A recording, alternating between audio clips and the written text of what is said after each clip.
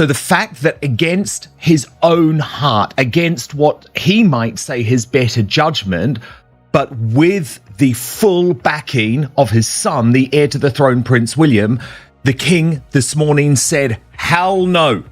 Hell no. The buffoonery when it comes to Prince Harry and Meghan Markle's trip to the UK, especially regarding Prince Harry, has reached new levels of stupidity. For a man who has repeatedly branded his family as racist colonialist, Prince Harry sure does love treating the palace staff as his slave servants. Yet this morning he has been dealt a huge blow and taught a very harsh lesson. Manners maketh man. Do you know what that means? Then let me teach you a lesson. You ain't joking, you should go. We are now being told that he is going to stay at Buckingham Palace for at least part of his visit to London this week. A spokesperson for the Duke of Sussex confirmed it. What's been going on here? How come he isn't allowed to stay anymore? Well, the technical reason why he can't stay is because apparently he would have had to have said that he was staying by the end of last week, and he didn't do so. Breaking today, King Charles may have just saved the British royal family. Now, I know some of you will say that is hyperbole, but I honestly do not believe that. If the monarch had allowed Prince Harry to stay at Buckingham Palace, despite all of his threats, over the past couple of weeks, I honestly believe it could have led to the beginning of an existential crisis for the royal family. The door to Buckingham Palace is slammed in your face. Harry and Meghan, too, is the beginning of the reclaiming of Charles's power here. He was seen out and about in Bovington earlier today. And at the end of the day, Charles should not be having to deal with this constant nonsense, this total hysteria, this embarrassment of a son when he is conducting his service for the British public, for the Commonwealth, while undergoing treatment for terminal cancer. So we're done, Harry. The door is slammed shut. Indeed, I'd be happy if you never came back to this country again. So we're going to get into it all today. Going to tell you the breaking news. Going to tell you the journalists who have been spreading the propaganda. Goodness gracious me, it's all been kicking off over the past few hours, and it's mortifying to watch people just prepared to shred what remaining credibility they had to go with this narrative. And again, always like to bring you the receipts. So going to give you one example, because it's an example spoken about a lot. Cameron Walker, who is the royal correspondent at GB News. The big scoop that Harry was going to be staying at Buckingham Palace. Regarding Prince Harry's visit to London, GB News royal correspondent Cameron Walker is here with us. Yes, exclusive to GB News. Prince Harry has accepted an offer to stay at Buckingham Palace during the UK visit. This is very significant news, given just a couple of weeks ago we were told no British monarch is ever going to live there again. Prince Harry has been in a bit of limbo as to where he's going to be staying. He's been so concerned, as we know, over the security arrangements for his visits. He's not going to get taxpayer-funded protection. The offer from King Charles has been there, actually, for a number of weeks and months for Harry to stay in a royal residence when he's in the UK. Clearly, remember, Buckingham Palace, focal point of British monarchy, guarded around the clock by armed police officers, and clearly as secure a building as you can get, really, in the United Kingdom. So Harry has, indeed, as of this morning, accepted that offer to stay in the royal residence just next door, of course, to King Charles, who will be staying at Clarence House. So he's on his own there, because no one's staying there, so he's got his own palace for his time in the UK? He does. He has his own palace in time while he's in the UK. Just been refurbished, of course. We're in the process of being refurbished. Just a stone's throw away to go and see his father next door. Will he see his father?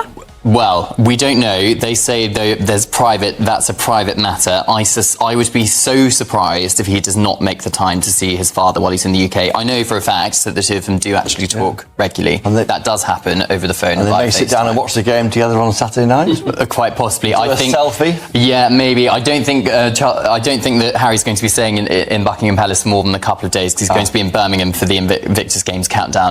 Foreign. Okay. So this is total humiliation for GB News. You saw that report, and any sensible journalist would know by this point that believing Harry and Meghan means you are very soon going to be made to look like a fool because they are liars. And sure enough, Less than 3 hours after that breathless report from Cameron Walker, the channel's own newsreader had to come on air and admit that their scoop was a load of poppycock. Palace aides have denied that Prince Harry will be staying at Buckingham Palace during his UK visit. GB News exclusively revealed earlier today that the Duke of Sussex had accepted King Charles's offer to stay in the monarch's official residence, something Harry's office continues to stand by. However, palace aides have now denied that the king's youngest son will be staying at the palace. It is understood Harry had initially declined an offer to reside in the residence, but later changed his mind after the deadline had passed. Time and again. Like, if you're still believing what the Sussexes are telling you in that little WhatsApp group, unfortunately, you're not a journalist. You're a propagandist. We have another sort of weird retraction as Harry and his team cannot seem to figure out how to deal with this entire trip. Have no clue who's planning this. Are they 3-year-olds? Just don't understand because we have today Prince Harry announcing it was technically late last night, or maybe very early this morning. It's actually very early this morning. UK time. So, he is going to stay at a palace residence. He has formally accepted his father's invitation. Only for the palace about an hour later to go, yeah, no, he missed the deadline. He's not staying here. And it just exemplifies why Harry and Meghan need to officially be on the outside. Harry and Meghan bring nothing but toxicity and chaos, and that this entire debacle has played out on the public stage is literally absolutely insane. It just boggles the imagination that Harry doesn't realize, and Meghan, by extension, that they've just utterly trashed their reputations publicly, and I don't think Hollywood will ever take them seriously again, because the one thing they have proven over the last 2 weeks is that they are liars. Let's get into again this latest buffoonery from Harry. It is shocking the amount of buffoonery we are having here. Incredibly so. And just don't even understand if Harry knows that all of this playing out publicly. And you have the photo debacles from Netflix earlier this year where Harry and Meghan had pictures pulled down. And then you have Harry and Meghan pulling down pictures from the Kardashians. Have no doubt that issues like this have happened at a much smaller scale, but now they're happening publicly. And I can understand why Hollywood has basically shut the door on Harry and Meghan, because nobody wants to deal with this level of mess and disaster. Nobody wants to deal. Only crazy people think that somehow this makes the press or the palace look bad. This makes Harry and Meghan look bad. This is a Harry and Meghan, especially a Harry created mess, because he's coming across as wildly mentally unstable, because I guess he's flip-flopping all over the place, can't make a decision to save his life, which we've heard before, that they can't make a decision, and when they do, it's usually a bad one. And so all of this is playing out unnecessarily, and it's sort of fascinating to watch, but also a little bit terrifying because Harry and Meghan, to a certain extent, are still intrinsically connected to the royal family. And while Harry and Meghan are working royals and have no real, let's say, professional connection to the monarchy, they still have very much a personal one, and would argue this whole thing is making the monarchy look bad. So let's go ahead and take a look at this Times of London article, which I feel like gives a pretty good synopsis of where we're at right now. Because again, this is changing on a day-to-day basis, and it didn't have to. As a reminder, none of this had to play out publicly. Harry chose that route. Harry and Meghan chose to make all of this public and then to look like idiots on the international stage. So it says Buckingham Palace denies claim Prince Harry will stay there. Harry missed the deadline to accept the king's invitation, and it is not possible to extend it, Palace says. So, again, Harry, the thing here that I think is important to remember is that Harry somehow thinks he has leverage and is arrogant enough to think that he guides the conversation, that he can make all those decisions, and that he's not beholden to anyone. And I feel like this entire debacle shows and proves that Harry, in fact, has no power, and that the more he tries to exert whatever delusional power he thinks he has, and the more he gets slapped down, the more foolish he appears to basically everything. Reports that the Duke of Sussex will stay at Buckingham Palace during his visit to Britain have been denied by the palace, which said he had missed the deadline to accept the king's invitations, which is 24 hours until Prince Harry's trip begins. There appears to have been a breakdown of communication between him and his father. I mean, shocking, right? I'm surprised Harry can even get out of bed in the morning. He seems so unstable right now. The BBC said on Monday morning that spokesman for Harry had confirmed that the Duke had formally accepted an invitation to stay at Buckingham Palace for part of his London visit. This week, however, sources close to the king said the claim wasn't true. While Charles offered accommodation to Harry at the palace, the response was that it was not suitable. Harry had previously turned down an offer to stay there on the grounds that it was not secure enough. It is understood that every effort has been made to facilitate Harry's stay, and as a courtesy to the staff, he had been asked to respond by the end of the week.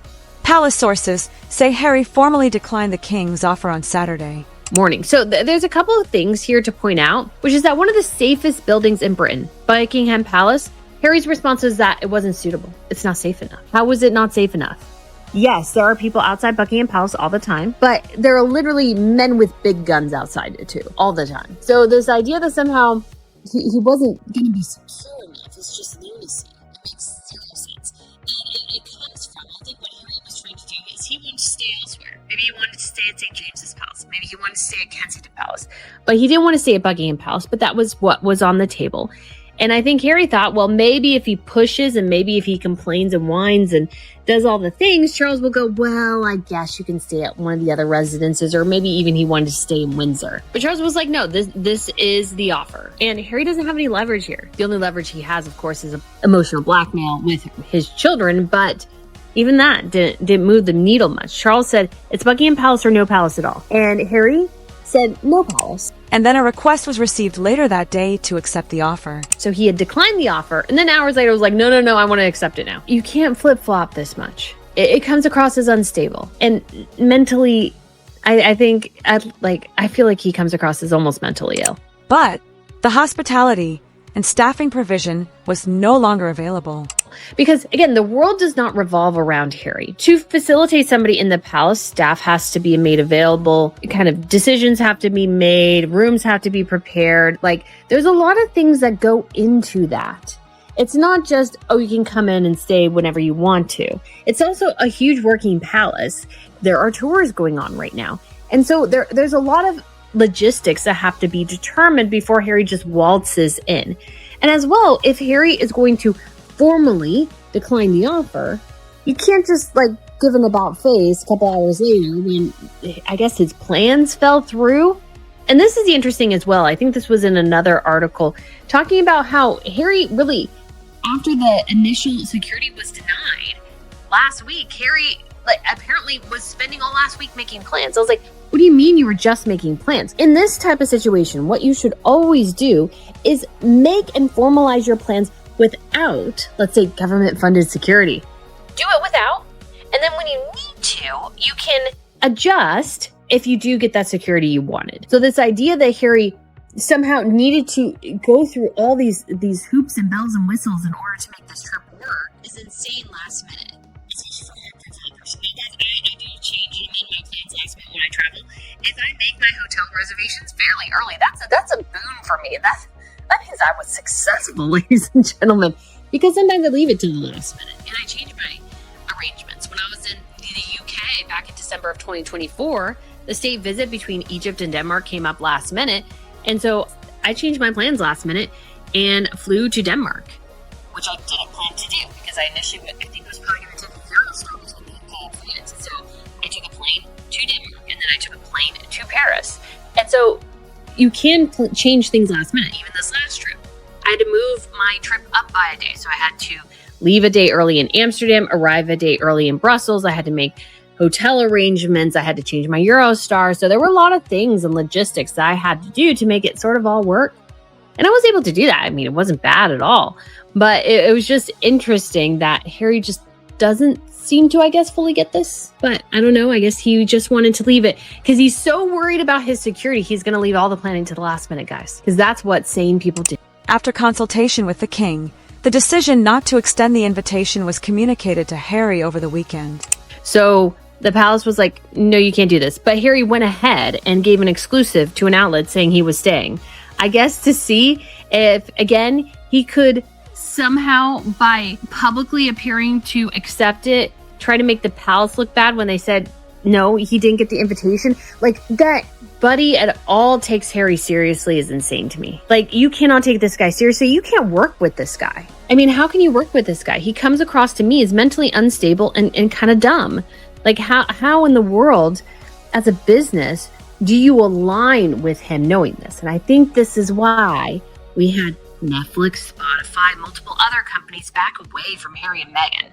Because I think this buffoonery happens a lot, but this is the first time it's really, truly, in some ways, playing out publicly to this extent. Foreign goes on to say one concern for the king, it is understood, is a high court judgment expected on Tuesday when Harry is likely to learn the outcome of a case that he and other claimants, including Sir Elton John and Baroness Lawrence of Clarendon, brought against the Associated Newspapers Limited, the publishers of the Daily Mail and Mail on Sunday, over alleged breaches of privacy. Charles's constitutional role means that he cannot be seen as involved in Harry's legal case. So I guess some of the concerns is that Harry would grandstand if he won even on one single count at Buckingham Palace, which Charles wouldn't want because, again, the newspaper should have a right to a certain extent to investigate people and report on them. And if Harry doesn't want that to happen, that looks bad, which I think Harry doesn't, because he doesn't want anybody looking into what him and Meghan are doing. It's understood that on future visits to the UK, royal accommodation will be made available to the Duke and his family. Which has always been the case. It has always been the case that the door is open, but Harry has to make the decision. You can't just him and haw all the time and stamp your foot and hope to get your way. That's just not how life works. And the world does not revolve around Harry. And it's an example of why Charles needs to really cut the apron strings. Harry had originally intended to bring his wife Meghan and their children with him so the king could meet his grandchildren, but he decided to leave them behind due to security concerns. However, guys, we still have the strong possibility of Meghan still showing up in the UK and the kids as well. So if we move on to a Telegraph, the title here from Victoria Ward is very stark. Paul tells Harry, you can't stay here, buddy. And so it goes on to say, which I think is interesting, is that as of Monday morning, however, the Duke was seemingly unaware this was the case, that he wasn't going to stay, which is, again, it reflects on Harry badly, I think. That he just didn't seem to know, or nobody on his team seemed to know, that he didn't get confirmation that, oh yeah, you can stay. Like, no. Again, I think he is saying things, hoping to force an issue, and it kind of makes, of course, him look exceedingly stupid, but not everybody comes out of this looking unscathed either. So a spokesman for Harry said the withdrawal of the offer was disappointing, at least as the palace had been aware of the High Court's schedule for several days.